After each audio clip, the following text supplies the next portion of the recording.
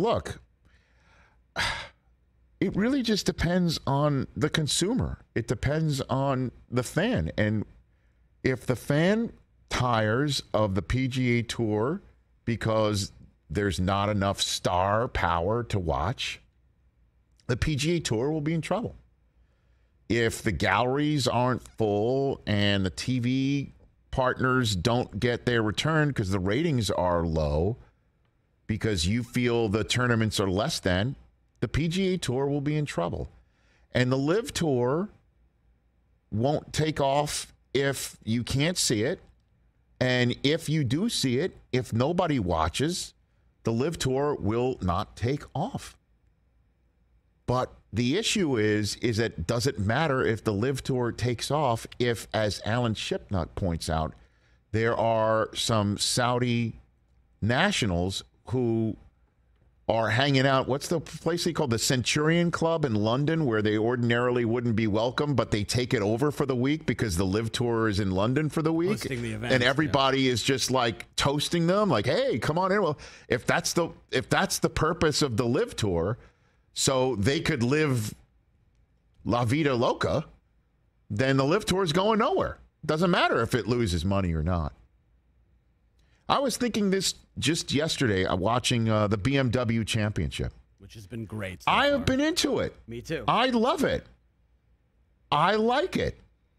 Now, would it be better if DeChambeau and DJ and Phil keep going? If they were all there? I think so. Yes, it would. It would be. The golf would be better. Well, competitively. the watch. I'm talking about the watch, the interest level. You mean if they're still on the LIV Tour, but they're also playing in this? What I'm saying is if they were all there, I do like the competition. I do like the fact that only the top 30 are going to make it. And then we're going to find out. Everyone's going to be starting on the leaderboard based on where they are in the standings, and we'll play it out, and we'll see who wins this mini season, right? I dig it. I like it. I enjoy the competition. I like watching the 72 holes, and I like that it means so much to these guys. I like Rory. I like the name value of some of the people that I'm seeing there. But I'm sitting here thinking, will this be the last time I see Cam Smith in this when he comes back? Because everybody thinks he gone. Yep.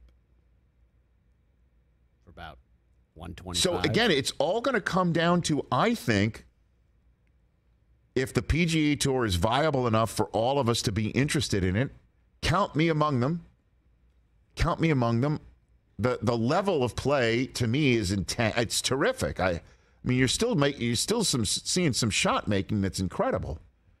But if enough of the star players leave and go to the LIV Tour, and then you have the opportunity to watch them, will you care that there's a team competition and it's 54 holes and it's a shotgun start and they're wearing shorts playing in a tournament that you've never heard of? And then I'll just say this too, because you have to have a watchable product, and you have to have a product that fans are going to want to watch. And if you're going to a course, I'll say it. If you're going to go to a course that Donald Trump is running, and then you basically see, the Mike Lindell All-Stars partying off the 18th green, you're going to turn some people off. I'm serious. You're going to turn some people off. And you want the tent to be big if you're going after the PGA Tour. That's another thing you have to consider. So let's see what happens when the LIV Tour gets a television deal. Shipnuck said it's coming, right? He said they're definitely going to. I mean, the stars that they have are remarkable stars. And there's stars around the planet, too. You have an international product that you're building.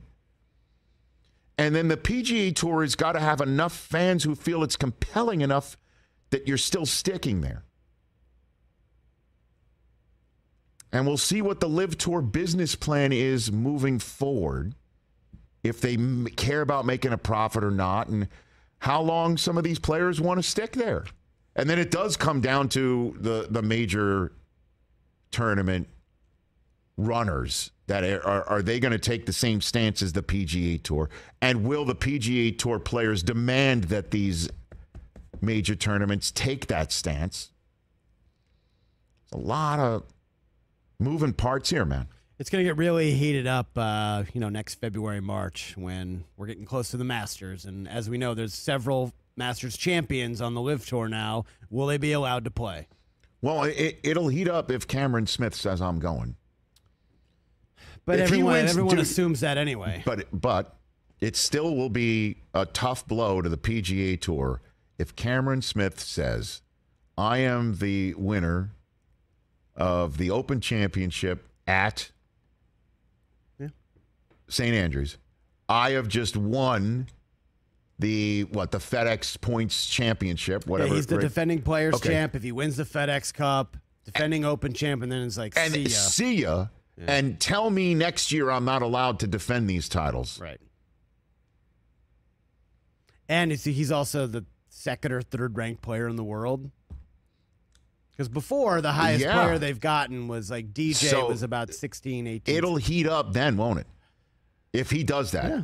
But and in the same way, if he accepts the trophy and announces it there.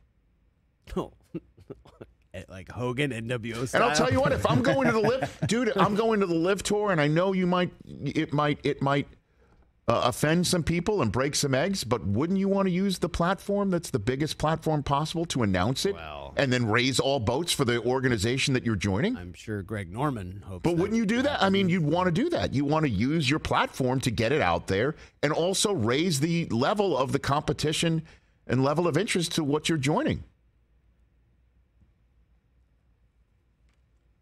I mean, that would make sense. It would make headlines. Jeez, big time.